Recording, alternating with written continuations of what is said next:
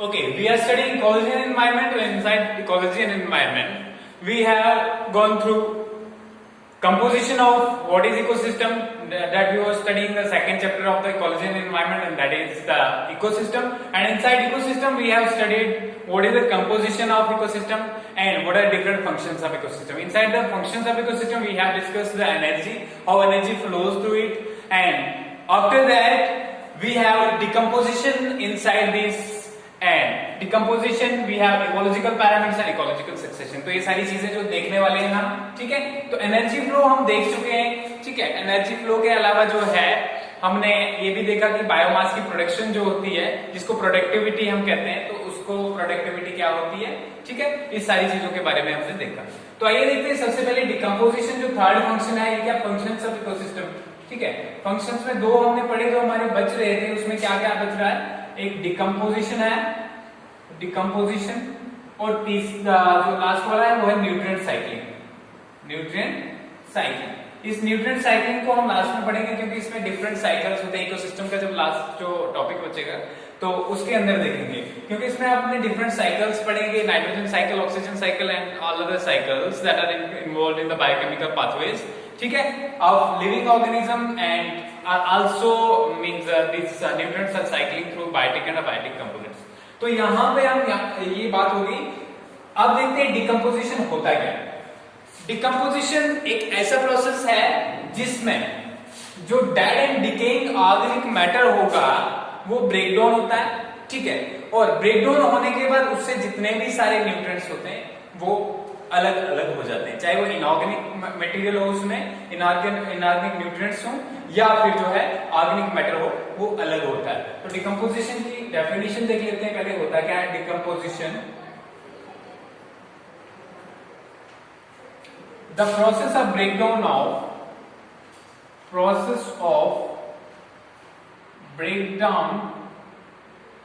Of dead and decaying organic matter, dead and decaying organic matter inside an ecosystem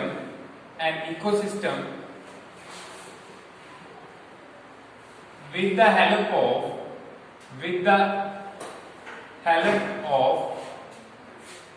microbes and other living beings such as earthworms, termites, etc. is termed as decomposition, ठीक है, समझ आ गया। तो क्या होता है breakdown जब होता है डेड और डिकेइंग ऑर्गेनिक मैटर का, ठीक है, तो उसका ब्रेकडाउन होता है कहां होता है? Inside an ecosystem. इकोसिस्टम के अंदर जो है किसकी हेल्प से होता है? वो होता है माइक्रोब्स और दूसरे लिविंग बीइंग्स, जैसे करके अर्थवॉर्म्स हैं, टर्माइट्स हैं, इन सारी चीजों की हेल्प से जब होता है तो इसको हम जनरली क्या कहते हैं? डिकम्पोजिशन कहते हैं, ठीक है। अब डिकम्पोजिशन के अंदर कुछ स्टेप्स होते हैं, कुछ जो इसके अंदर जो प्रोसेस जो होता है, इसके अंदर डिफरेंट स्टेप्स होते हैं, उनको देखते हैं क्या क्या स्टेप्स होते हैं डिकम्पोजिशन के अंदर। डिकम्पोजिशन के अंदर पहला स्टेप जो होता है वो होता है फ्रेगमेंटेशन। क्या होता है? फ्रेगमेंटेशन। फ्रेगमेंटेशन से आप समझ गए होंगे कि what is fragmentation. Fragmentation is simply breakdown, टूटना, ठीक है, फ्रेगमेंट्स में कन्वर्ट होना। क्योंकि आपने एसेक्सुअल रिप्रोडक्शन में बहुत बार जो है फ्रेगमेंटेशन पढ़ चुके हो आप, तो फ्रेगमेंटेशन से इसलिए जो है आपको क्लियर हो गया होगा व्हाट इज फ्रेगमेंटेशन, ठीक है। Fragmentation is breakdown of larger parts of dead plants and animals into smaller ones, ठीक है। जब बड़े बड़े पार्ट जो है वो ब्रेक डाउन होते हैं और उनसे छोटे छोटे पार्ट जो बनते हैं प्लांट्स के अंदर, तो इसको क्या कहते हैं? फ्रेगमेंटेशन कहते हैं, ठीक है। फ्रेगमेंटेशन के लिए हमारे पास कुछ ऑर्गेनिजम्स रेस्पॉन्सिबल होते हैं जो बड़े बड़े पार्ट्स को तोड़ते हैं, ठीक है, उनको क्या कहा जाता है, ठीक है, उनको जैसे करके डिकम्पोजर्स के अंदर ही वो भी आते हैं। जैसे करके हमारे पास क्या है, अर्थवॉर्म है, अर्थवॉर्म है, टर्माइट्स, ठीक है। और ये चीजें क्या करती है, टर्माइट्स आपने देखा होगा मोस्टली जो एंट लाइक जो एक इंसेक्ट होता है जो वुड के ऊपर मोस्टली जो वुडन जो थिंग्स होती है उनके ऊपर जो फीड करता है, ठीक है। तो ये क्या करते हैं, बड़े बड़े जो पार्ट्स होते हैं चाहे वो प्लांट्स के हो एनिमल्स के, उनको छोटा करके जो है पल्वराइजेशन की हेल्प से, पल्वराइजेशन का मतलब होता है, पल्वराइजेशन का मतलब होता है breaking down into powdery form, ठीक है, breaking down into smaller pieces भी लिख सकते हैं, पाउडरी फॉर्म भी लिख सकते हैं, ठीक है। क्लियर हो गया। तो अर्थवॉर्म, टर्माइट्स वगैरह जो हैं ये क्या करते हैं, जब बड़े बड़े फ्रेगमेंट्स को तोड़ के छोटे छोटे फ्रेगमेंट्स बनाते हैं तो उसको क्या कहते हैं, फ्रेगमेंटेशन कहते हैं, ठीक है। ये हो गया। दूसरा प्रोसेस होता है इसके अंदर जो है, दूसरा प्रोसेस वो होता है कैटाबोलिज्म का। इसका प्रोसेस होता है कैटाबोलिज्म का, कैटाबोलिज्म, ठीक है। कैटाबोलिज्म क्या होता है, कैटाबोलिज्म के अंदर डिफरेंट माइक्रोब्स जैसे कि बैक्टीरिया हो गया, फंगी हो गया या फंजस, जो भी आप इसको पढ़ते हो, ठीक है। तो ये क्या करते हैं, ये उन स्मॉलर पीसेस को जो ऑलरेडी टर्माइट्स और अर्थवॉर्म ने जो है स्मॉलर पीसेस में कन्वर्ट कर दिया है, ठीक है, उन स्मॉलर पीसेस को ये फर्दर ब्रेक डाउन करते हैं और किसमें कन्वर्ट करते हैं, simple organic compounds and minerals, ठीक है। फिर से क्या लिखते हैं, smaller insoluble fragmented parts are converted into, ठीक है, smaller, ठीक है, soluble inorganic and organic nutrients,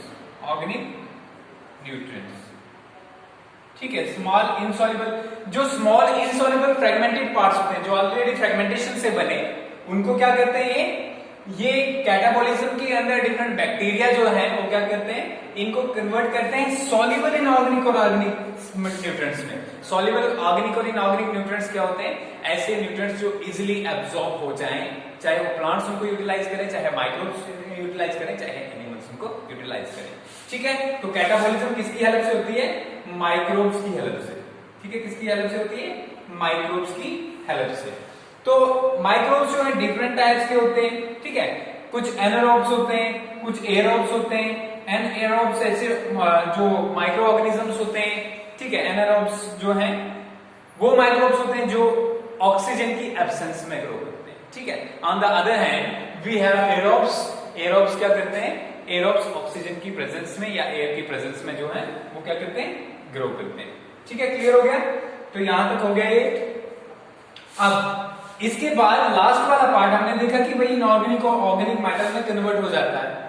तो इनऑर्गेनिक और ऑर्गेनिक मैटर में जो कन्वर्ट हो जाता है उससे दो चीजें बनती है हमारे पास। क्या बनती है, एक तो ह्यूमस बनता है, ठीक है, आप बताता हूं ह्यूमस क्या होता है, और दूसरा बनते हैं इनऑर्गेनिक न्यूट्रिएंट्स, इनऑर्गेनिक न्यूट्रिएंट्स, ठीक है। क्लियर हो गया। अब ये ह्यूमस जो बनता है इसके प्रोसेस को कहते हैं ह्यूमिफिकेशन। क्या कहते हैं, ह्यूमिफिकेशन। और ये जो इनऑर्गेनिक न्यूट्रिएंट्स रिलीज होते हैं इससे, इसके प्रोसेस को कहते हैं मिनरलाइजेशन, मिनरलाइजेशन, ठीक है। क्लियर हो गया। तो डिकम्पोजिशन के प्रोसेस में ये सारा हो रहा है। ह्यूमिफिकेशन में क्या होता है, ह्यूमिफिकेशन में जो है डार्क कलर का, एक जो है डार्क कलर का, ठीक है, ऑर्गेनिक मैटर जो है वो सॉइल के सरफेस के पास में मोस्टली जो है जाके स्टोर हो जाता है, ठीक है। इसमें क्या प्रेजेंट होता है, ह्यूमस में मोस्टली प्रेजेंट होता है सेल्यूलोस हो गया, सेल्यूलोस और लिग्निन, ठीक है। वो इतनी जल्दी जो है, इतनी जल्दी डिकम्पोज नहीं होता जितनी जल्दी जो है दूसरी चीजें डिकम्पोज होती है, जैसे शुगर्स वगैरह, दूसरे ऑर्गेनिक मटेरियल जो है, ठीक है। तो यहाँ पे डार्क कलर जो भी साइल के ऊपर जो स्टोर रहता है, ठीक है, साइल की लेयर जो है डार्क कलर लेयर जो that is made up of organic substances that are more insoluble and can not be converted easily by microbes into minerals and soluble organic matter. ठीक है, तो उसको क्या कहते हैं, ह्यूमस कहते हैं, ठीक है। और इस प्रोसेस को, इस फॉर्मेशन को क्या कहते हैं, ह्यूमिफिकेशन कहते हैं। समझ आ गया। दूसरा है मिनरलाइजेशन। मिनरलाइजेशन में क्या होता है, आफ्टर कैटाबोलिज्म, कैटाबोलिज्म जैसे हो जाता है तो होता क्या है कि डिफरेंट जो ऑर्गेनिक मैटर्स होते हैं, ठीक है, उनको स्मॉल फ्रेगमेंट्स में कन्वर्ट कर दिया जाता है और स्मॉल फ्रेगमेंट्स के अंदर जो है ह्यूमस की फॉर्मेशन होती है, ठीक है। क्लियर हो गया। तो ये सारा प्रोसेस है। अब इंपैक्ट क्या क्या चीजें करती हैं, इस जो हमने डिकम्पोजिशन का प्रोसेस पढ़ा, इसको कौन कौन सी चीजें इंपैक्ट करती है और इसका रेट जो है किन किन चीजों पर डिपेंड करता है, उसके बारे में देखते हैं, ठीक है। Dependence of decomposition process, decomposition process, ठीक है। डिपेंडेंस किन किन चीजों पर डिपेंड करता है, डिकम्पोजिशन जो प्रोसेस है वो किन किन चीजों पर डिपेंड करता है। सबसे पहली चीज है हमारे पास हीट, ठीक है। हीट में अगर क्या देखा जाए, 25 डिग्री जो है सेल्सियस का टेम्परेचर जो है और इससे थोड़ा ज्यादा टेम्परेचर जो है, नॉर्मली इसके आसपास का टेम्परेचर, वो डिकम्पोजिशन के प्रोसेस को एनकरेज करता है। मतलब इसके आसपास जब टेम्परेचर होगा तो डिकम्पोजिशन इजिली होता है। जब टेम्परेचर कम हो जाए तो डिकम्पोजिशन नहीं होता। अब हमारे रेफ्रिजरेटर्स में भी यही प्रोसेस इन्वॉल्व होता है कि क्योंकि टेम्परेचर कम होता है इसलिए फूड डिकम्पोज नहीं होती, उसके ऊपर जो डिफरेंट माइक्रोब्स है वो एक्ट नहीं कर पाते, ठीक है। तो 25 डिग्री के आसपास वाला टेम्परेचर जो है, ठीक है, higher temperature is ideal for decomposition, whereas lower temperature जो है दैट रेजिस्ट्स डिकम्पोजिशन प्रोसेस। समझ आ गया। पहला प्रोसेस था। दूसरा हमारे पास है हीट के बाद पीएच, ठीक है, क्योंकि बहुत सारे डिकम्पोजर्स जैसे अर्थवॉर्म्स हो गए, टर्माइट्स हो गए और बहुत सारे माइक्रोब्स जो हैं वो या तो neutral pH, NaNH neutral pH के पास में, ठीक है। न्यूट्रल पीएच क्या होता है, न्यूट्रल पीएच होता है जिसका पीएच 7 के पास हो, ठीक है। परसेंटेज ऑफ हाइड्रोनियम आयन तो 7 के आसपास जिसका हो, 6 पॉइंट से लेके 6 से 8 के बीच में कहीं भी हो तो ठीक है, न्यूट्रल के आसपास ही होता है। और स्लाइटली अल्कलाइन भी अगर हो, मतलब 7 से 8 के बीच में भी हो, ठीक है, या 9 तक भी हो तो तब भी जो है डिकम्पोजिशन हो सकती है, क्योंकि इस पीएच में ये ऑर्गेनिज्म ग्रो कर लेते हैं।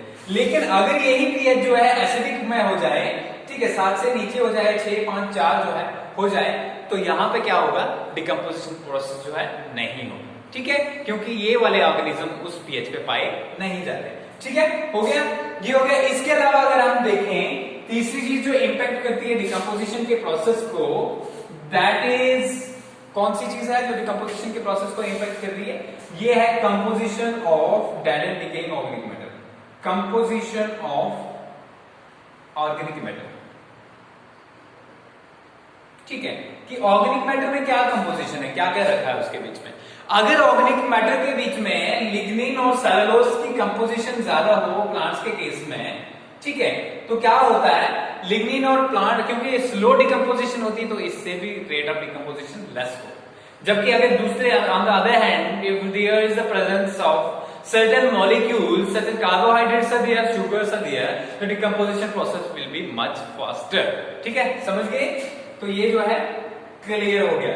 इसीलिए आपने देखा होगा कि आपके घर में अगर वुड स्टोर रहता है और जो फूड स्टोर रहती है, जैसे करके सेलुलोज वगैरह, उसमें क्या होते हैं, कार्बोहाइड्रेट्स प्रेजेंट होते हैं। और एक अगर वुडन कोई चीज है, ठीक है, उसको आप पानी में भी रखोगे तो क्योंकि उसके वॉल्स के अंदर सेलुलोज और लिग्निन की डिपोजिशन होती है, इसलिए उसकी डिकम्पोजिशन स्लो होती है। तो ये सारा प्रोसेस जो है डिकम्पोजिशन का, ठीक है, यहां तक हो गया। अब हम देखते हैं इकोलॉजिकल पैरामीटर्स क्या होते हैं, ठीक है। हमने इससे पहले पैरामीटर्स और भी पढ़ चुके हैं पॉपुलेशन में, और पॉपुलेशन के अंदर जो पैरामीटर्स हम पढ़े थे, ठीक है, उसमें एज डिस्ट्रीब्यूशन के अंदर हमने देखा था। और यहां पे जो इकोलॉजिकल पैरामीटर्स होते क्या है, सबसे पहले डेफिनेशंस को देख लेते हैं। इकोलॉजिकल पैरामीटर्स, ठीक है, इकोलॉजिकल पैरामीटर्स होती है ग्राफिकल रिप्रेजेंटेशन, ठीक है। इसकी ग्राफिकल रिप्रेजेंटेशन होती है, ये होती है graphical representation of different functions of an ecosystem, functions of an ecosystem such as energy, ठीक है, number, biomass and biomass at each tropical level, at each tropical level, ठीक है, keeping producers at bottom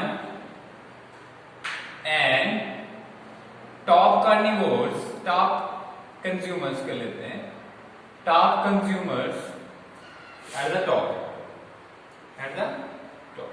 ठीक है।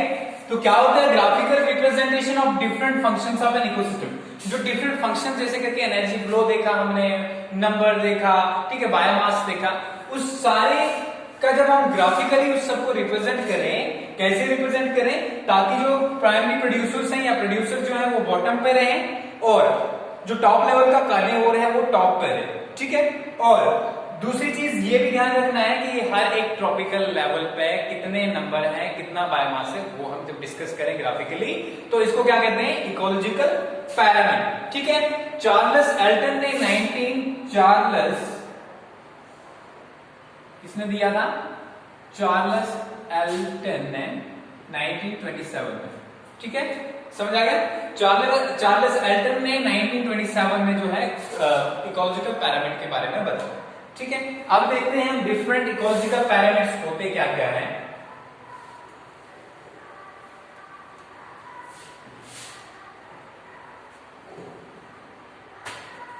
अगर हम ecological parameters की बात करें, इकोलॉजिकल पैरामीटर्स, ठीक है, तो इकोलॉजिकल पैरामीटर्स में हमारे पास 3 टाइप के आते हैं। पहला आता है parameter of energy,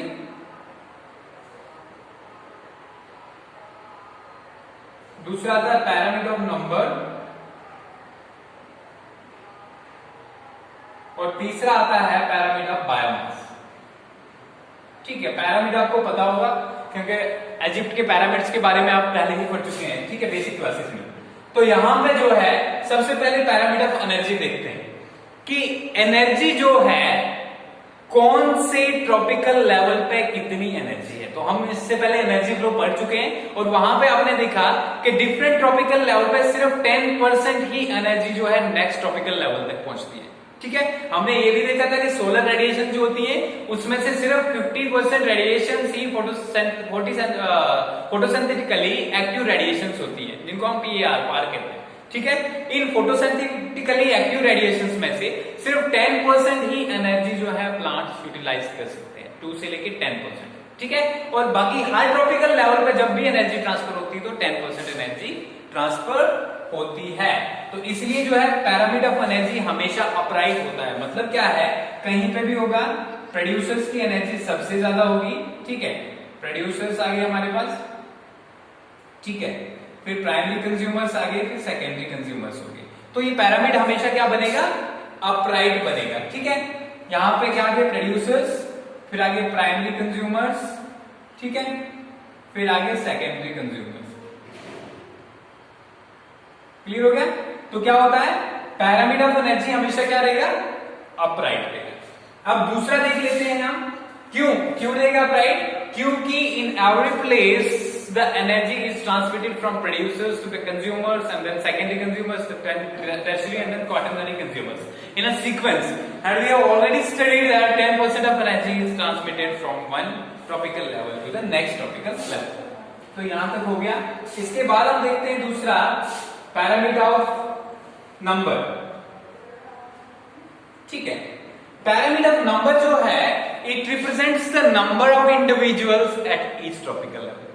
her tropical level पे इंडिविजुअल्स का नंबर कितना है, इसको कौन रिप्रेजेंट करता है, पैरामीटर ऑफ नंबर।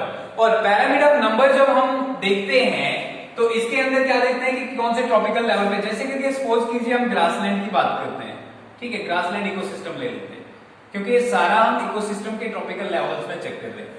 तो ग्रासलैंड इकोसिस्टम में क्या होगा, जितने आपके पास प्लांट्स होंगे, जैसे कि ग्रास वाले जो प्लांट्स होंगे या दूसरे ट्रीज होंगे, तो वो मोर इन नंबर होंगे। क्या होंगे, मोर इन नंबर। ठीक है, हो गया। इसके बाद नेक्स्ट जो होंगे उनके ऊपर फीड करने वाले, सपोज करके डियर आ गया यहाँ पे। ठीक है, फिर हमारे पास जो रैट्स आ गए। ठीक है, इसके अलावा हेयर आ गए। तो ये सारे जो है ये खाने वाले, इसके ऊपर जो है ये किसके ऊपर आएंगे, ये आएंगे प्राइमरी कंज्यूमर्स में। तो प्राइमरी कंज्यूमर्स का नंबर इसमें कम होगा। ठीक है, फिर इनको खाने वाले आगे जो है, ठीक है, डियर को खाने वाला लाइन होगा वो और भी कम होगा।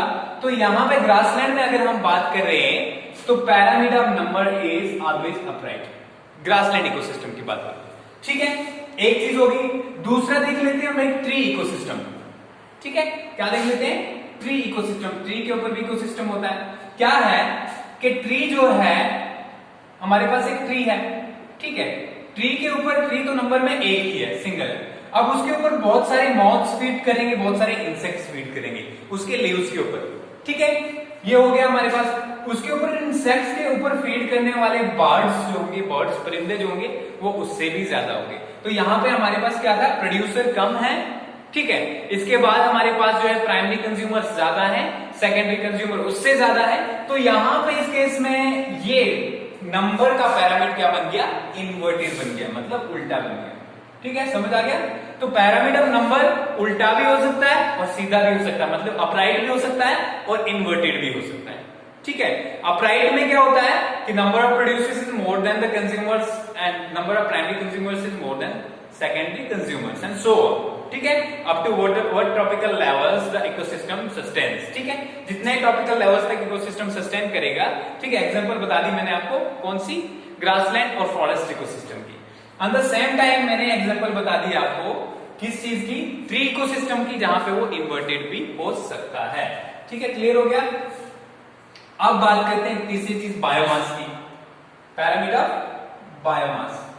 ठीक है, तो पैरामीटर बायोमास में देखते हैं हम कि किसी इकोसिस्टम में टोटल कितना जो है, जो ड्राई मैटर प्रोड्यूस हो सकता है किसी एक ट्रॉपिकल एरिया में। ठीक है, सॉरी, एक इकोसिस्टम में एक साल के अंदर, उसको क्या कहते हैं, बायोमास। अब बायोमास को फिर से हम जब ट्रॉपिकल लेवल्स पे देखते हैं तो फॉरेस्ट इकोसिस्टम ले लेते हैं, एग्जांपल्स पे ले लेते हैं और एग्जांपल के हिसाब से देखते हैं कि क्या वो अपराइट ही होता है, क्या इन्वर्टेड भी हो सकता है, कैसा हो सकता है। तो फॉरेस्ट इकोसिस्टम की बात करें तो ट्रीज का नंबर हमेशा ज्यादा होता है। ठीक है, इसलिए उनका बायोमास ज्यादा होगा। उनके ऊपर फीड करने वाले एनिमल्स का मास जो है कम होगा, मतलब प्राइमरी कंज्यूमर्स जो होंगे उनका मास कम होगा। ठीक है, फिर सेकेंडरी कंज्यूमर उससे कम होंगे तो उनका बायोमास उससे कम होगा। तो यहाँ पे हमारे पास क्या मिला, पैरामीटर हमेशा क्या मिला, अपराइट मिला। ठीक है, क्लियर हो गया। इसके बाद इसी चीज को हम देख लेते हैं पॉन्ड इकोसिस्टम में। किसमें देखेंगे, एक पॉन्ड इकोसिस्टम के अंदर देख लेते हैं। तो पॉन्ड इकोसिस्टम में जब बायोमास की बात करें तो फाइटोप्लैंक्टन्स जो होते हैं पॉन्ड इकोसिस्टम में, सबसे बेसिक लेवल पे प्रोड्यूसर्स क्या होते हैं हमारे पास, फाइटोप्लैंक्टन्स। ठीक है, तो इन फाइटोप्लैंक्टन्स का बायोमास कम होता है। इनको खाने वाले जो जूप्लैंक्टन्स हैं इनका बायोमास ज्यादा होगा। ठीक है, यहाँ पे जूप्लैंक्टन्स आ गए हमारे पास। ठीक है, जूप्लैंक्टन्स। फिर इसके बाद जूप्लैंक्टन्स के बाद हमारे पास क्या आ गया, फिशेज आ गया, स्मॉल फिशेज, फिर आ गया लार्ज फिशेज। ठीक है, तो इस यहाँ पे क्या देखा हमने कि पॉन्ड इकोसिस्टम के केस में इकोलॉजिकल पैरामीटर बायोमास के केस में क्या हो रहा है, इन्वर्टेड आ रहा है। तो this was all about this what ecological parameters. Now we have another topic, और दूसरा वो टॉपिक जो है हमारा वो क्या है, वो है इकोलॉजिकल सक्सेशन। ठीक है, इकोलॉजिकल सक्सेशन देख लेते हैं होता क्या है।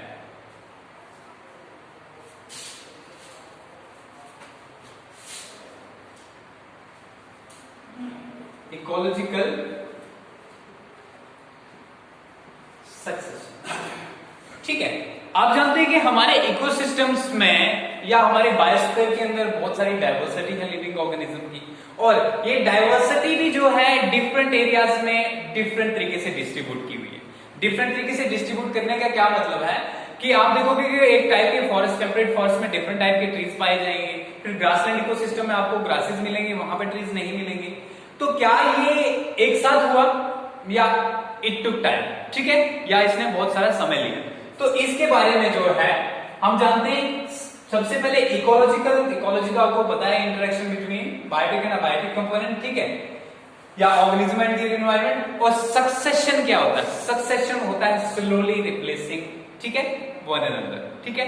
यहां पे क्या हो रहा है कि कोई कम्युनिटी जो है स्लोली रिप्लेस कर रही है दूसरी कम्युनिटी को। तो इकोलॉजिकल सक्सेशन की अगर हम बात करें तो एक ऐसा प्रोसेस होता है जहां पे डिफरेंट प्लांट्स की कम्युनिटीज, डिफरेंट स्पीशीज जो है एक दूसरे को तब तक रिप्लेस करती रहती हैं जब तक कोई एक स्टेबल कम्युनिटी उस जगह पे ना आ जाए। और वो जो अगर स्टेबल कम्युनिटी जिस टाइम वहां पे आ जाती है तो बहुत देर के लिए वहां पे चलती है जब तक वहां पे क्लाइमेटिक कंडीशंस चेंज नहीं हो। और वो स्टेबल कम्युनिटी जब वहां पे आ जाती है उसको कहते हैं क्लाइमेक्स कम्युनिटी। क्या कहते हैं? क्लाइमेक्स कम्युनिटी, ठीक है, समझ आ गई। और हमारे पास इस सारे प्रोसेस को जिसमें डिफरेंट जो कम्युनिटीज आती हैं इसको कहते हैं शेयर। क्या कहते हैं? शेयर कहते हैं, ठीक है। तो इकोलॉजिकल, व्हाट इज इट? तो ecological succession, ecological succession is the process of changing of diversity of an area where different communities replace one another until a stable community attains that area or occupies that area. The stable community remains there for the time until the climate changes, ठीक है। And the stable community is known as climax community। सबसे पहले अगर हम stages की बात करें इस पूरे प्रोसेस को शेयर कहते हैं, ठीक है। और ये सारे जो स्टेजेस इसमें आती हैं, डिफरेंट कम्युनिटीज जो आती हैं उनको कहते हैं सीरल स्टेजेस। क्या कहते हैं?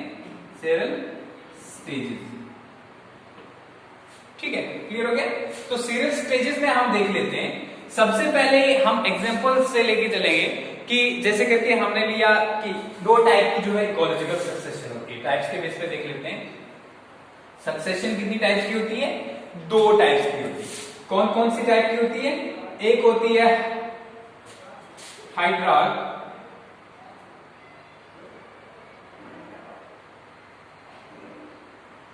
दूसरी होती है जीरार्क, ठीक है। तो यहां पे हाइड्रार्क की कंडीशन में होता क्या है? यहां पे जो है पानी के कोई भी हमारे पास जो पानी का कोई भी सोर्स हो, जैसे कि ये पाउंड्स हैं, लेक्स हैं, तो वहां पे ये सक्सेशन का काम स्टार्ट होता है, ठीक है। This succession hydrarch condition is found when the succession takes place in aquatic condition such as we have pond, ठीक है। pond के अंदर जो है हमारे पास क्या हुआ? सक्सेशन हो रही है। और जीरार्क कंडीशन जब एक बेयर लैंड के ऊपर, ठीक है, बेयर रॉक्स जैसे करके मान लो आप, ठीक है, डेजर्ट मान लो, तो यहां पे इसको सक्सेशन कहते हैं। एक तो ये टाइप है कि कहां कहां पाई जाती है उसके बेस पे। दूसरी टाइप है कि क्या जहां पे सक्सेशन हो रही है वहां पे ऑलरेडी कुछ उग रहा था, वहां पे ऑलरेडी कोई कम्युनिटी थी और वो खत्म हो चुकी है। अगर ऐसा है तो इसको कहते हैं सेकेंडरी सक्सेशन। क्या कहते हैं? Secondary succession. इन केस अगर वहां पे कोई भी अभी तक कम्युनिटी नहीं थी, कोई भी वेजिटेशन नहीं थी और नए तरीके से वहां पे जो है ऑर्गेनिज्म आ रहे हैं, तो इसको क्या कहते हैं? Primary succession. इसके एग्जांपल्स भी बताता हूं मैं आपको। प्राइमरी सक्सेशन, ठीक है। सेकेंडरी सक्सेशन के अंदर क्या है? सेकेंडरी सक्सेशन आपको मिलेगी ऑलरेडी जहां पे कुछ वेजिटेशन थी लेकिन वो हट गई किसी रीजन से, जैसे फॉरेस्ट फायर से पूरे का पूरा फॉरेस्ट बर्बाद हो गया और उसके बाद वहां पे दोबारा से नई तरीके से सक्सेशन होगी, ठीक है। वो उसको क्या कहते हैं? Secondary succession. प्राइमरी सक्सेशन में जहां प्राइमरी सक्सेशन होती है वहां पे ऑलरेडी कुछ भी नहीं होता। जैसे एक बेयर रॉक, एक चट्टान होती है या बहुत सारे जो रॉकी जो हमारे पास एरियाज होते हैं वहां पे कोई भी ऑलरेडी कम्युनिटी नहीं होती और वहां पे जब नए सिरे से जो है कोई नए प्लांट्स जो उगे तो उसको क्या कहते हैं? Primary succession. अब ये देखते हैं कि पॉन्ड और बेयर रॉक में कैसा होता है। सबसे पहले पॉन्ड के केस में जब सक्सेशन होती है तो सबसे पहले जो पायनियर कम्युनिटी, सबसे पहले कम्युनिटी जो आती है उसको क्या कहते हैं? Pioneer community. और लास्ट पे जो आती है जो स्टेबल रहती है उसको कहते हैं climax community. Pioneer community ponds के केस में क्या होती है? फाइटोप्लैंक्टन, ठीक है। क्या होती है? फाइटोप्लैंक्टन, ठीक है। फाइटोप्लैंक्टन के बाद नेक्स्ट जो आते हैं हमारे पास फ्लोटिंग एंड सबमर्ज्ड, ठीक है, सबमर्ज्ड प्लांट्स, ठीक है। इसके बाद आती है रीड ग्रास, रीड ग्रास, ठीक है, रीड ग्रास ग्रो करता है। और लास्ट में फिर ट्रीज आते हैं, ठीक है। और ट्रीज वहां पे जो है ये क्लाइमेक्स कम्युनिटी के तौर पे, और ये सारी क्या है, ये सीरियल स्टेजेस हैं। क्या है, सीरियल स्टेजेस। जैसे करके फाइटोप्लैंक्टन जो है पायनियर कम्युनिटी, ये भी सीरियल स्टेज है। देन फ्लोटिंग सबमर्ज्ड प्लांट्स इसको रिप्लेस करेंगे, किसको, फाइटोप्लैंक्टन को, ठीक है। उसके बाद रीड ग्रास रिप्लेस करेगा इसको, और फाइनली क्या जो है ट्रीज रिप्लेस करेंगे। और इसके बाद जो नेक्स्ट हम देखेंगे कि जीरार्ड कंडीशन में क्या होता है। जीरार्ड कंडीशन में जैसे करके एक बेयर रॉक पे, अगर एक बेयर रॉक पे सक्सेशन होगी तो उसमें क्या होगा, सबसे पहले क्योंकि रॉक्स में जो है हमारे पास सॉइल नहीं होता, और सॉइल फॉर्मेशन जो है प्लांट्स के लिए इंपॉर्टेंट होती है, इसलिए क्या होगा कि सबसे पहले उगेंगे हमारे पास लाइकन्स। तो लाइकन्स जो है, लाइकन्स उगेंगे और वो एसिडिक जो सेक्रेशंस करेंगे, इसके साथ सॉइल फॉर्मेशन होगी। उसके बाद नेक्स्ट वहां पे बनेंगे ब्रायोफाइट्स, ठीक है। ब्रायोफाइट्स के बाद बनेंगे ग्रासेस, ठीक है। ग्रासेस के बाद लास्टली जो है ट्रीज बनेंगे, ठीक है। तो ये जो है ये क्या बनता है, यहाँ ये कहां पे होती है, बेयर रॉक पे और जीरार्ड कंडीशन पे। ये क्लियर हो गया। इसके बाद हम ये देखते हैं कि क्या जो सक्सेशन जब होती है तो उससे क्या चेंजेस आती है उस एनवायरमेंट में। जब भी सक्सेशन होती है तो चाहे वो हाइड्रा कंडीशन हो या जीरार्ड कंडीशन हो, दोनों कंडीशंस मिजाज की तरफ पहुंचती है। मतलब ऐसी जगह जहां पे ना ज्यादा हाइड्रेशन हो, ना ज्यादा पानी हो और ना ज्यादा सूखा हो, ठीक है। जीरार्ड कंडीशन ऐसी कंडीशन होती है जहां पे वाटर की स्कार्सिटी हो। तो that was all about decomposition, ecological parameters and succession. Okay.